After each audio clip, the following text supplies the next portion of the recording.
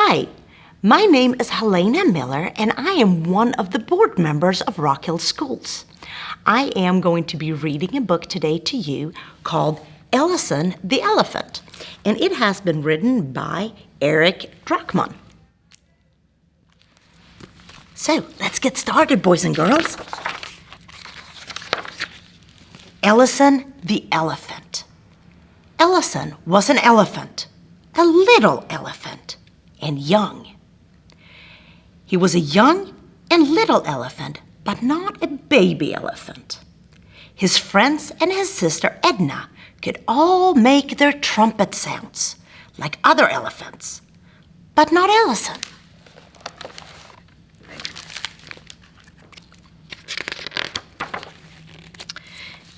He tried and he tried, but all he got was a little toot. See, cried Ellison, I don't even sound like an elephant. Ellison, I loved your sound, his mother insisted. It sounds like you. Well, I don't want to sound like me, Ellison answered. I want to make a trumpet sound like everyone else.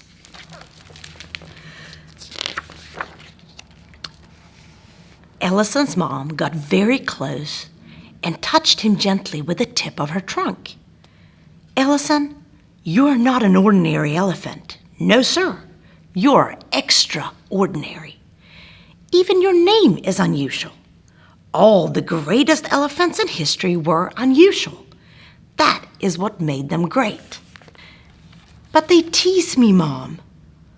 Oh, now, Ellison, one day they'll all want to be like you.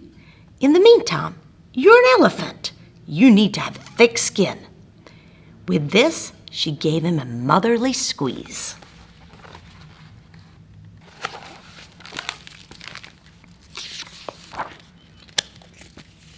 Together, they walked down to the watering hole, trunk in trunk, where all the other elephants were bathing.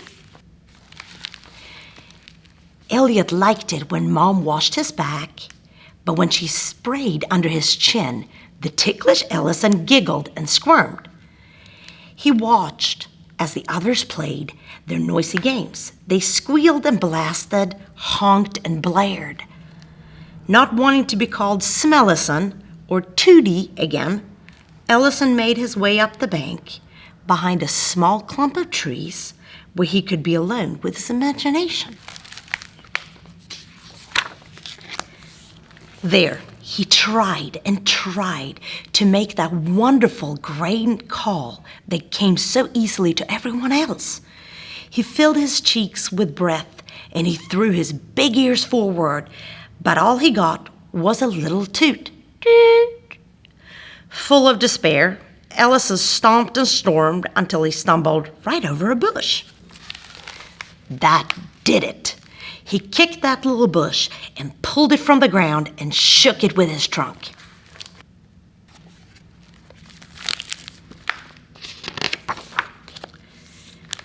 And that's when the bush yelled at Ellison. What do you think you're doing? Leave me alone, you elephant. This is unusual, thought Ellison. I've been yelled at by all kinds of animals, but never by a bush. I'm sorry, little bush, Ellison apologized. Are you okay? Then out of the bush dropped the pesky Weasel. Don't let that happen again, Smellison, he yelled and waddled away.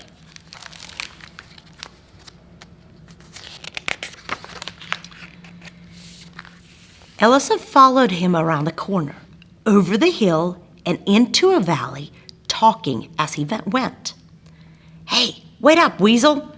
You can't talk to me like that. I'm bigger than you, and I apologized. And I didn't know you were there in the first place.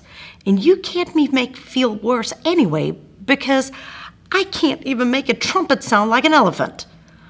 All I can make is a stupid little toot.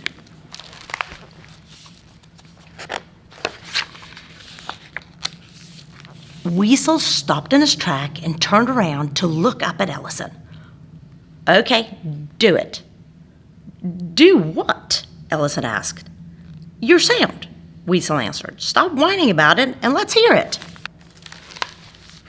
"Fine," Ellison agreed, and he blew a sad little sound. Toot. Weasel shook his head. "Yeah, that's terrible. I'd be mad too." And he disappeared into a hole in the ground.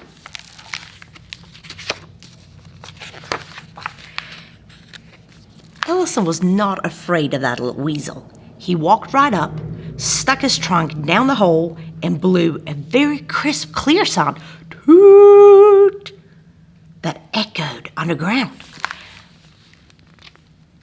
What followed was a long silence during which Ellison was a little afraid. He wondered if he should have just let Weasel be this time.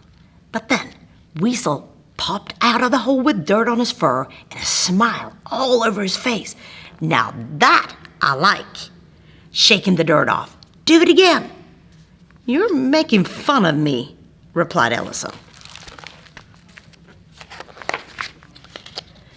"No, I'm not," Weasel insisted. "What else can you do?" "I don't know," admitted Ellison. Can you hold it longer?" Ellison tried, and he could. Toot. "And can you change the pitch?" And he did. "And can you make a lot of quick notes like da da da da da da?" And he did. "Wow," yelped Weasel. "This is great."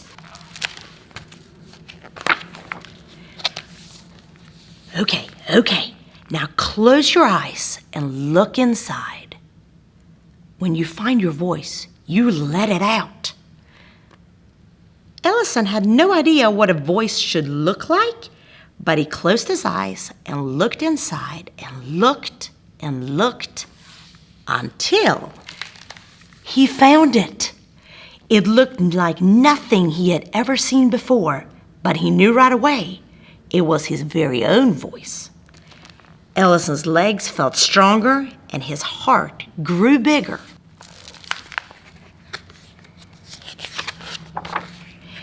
He took in a deep breath and started with a long note that went on and on and on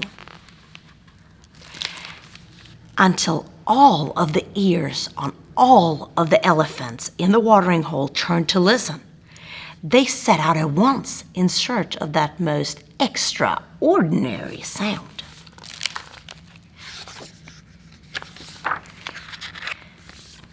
"That's right, Ellison," hollered Weasel, jumping up and down.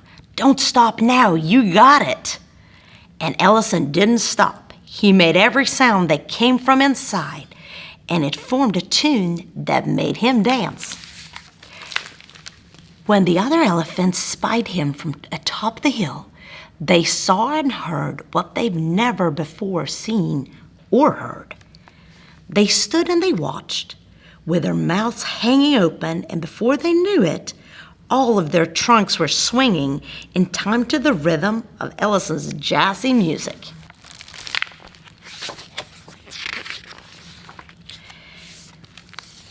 When he came to the end of his brand new tune, Ellison opened his eyes and saw and heard the whole herd.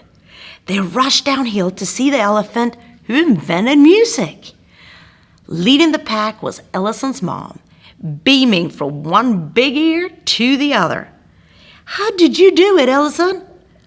"I had help, Mom, from Weasel." "Weasel?" asked Mom. "Your imaginary friend?" "Yeah.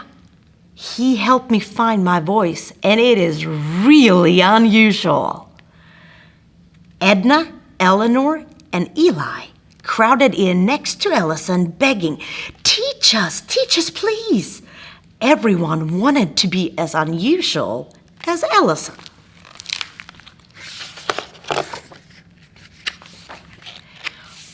All of the elephants, and some of the other animals too, danced and sang and kept rhythm while Ellison played his jazzy trunk. When the sun went down, the lightning bugs lit up the darkness. All night long, animals came from everywhere to hear that unusual elephant with the extraordinary sound.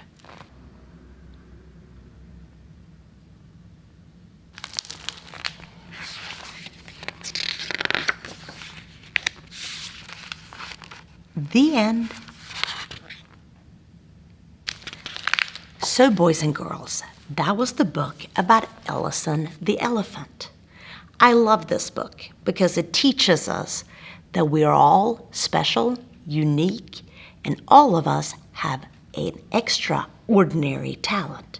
It's just a matter of finding it and making sure that we treat everybody around us nicely because we all are special.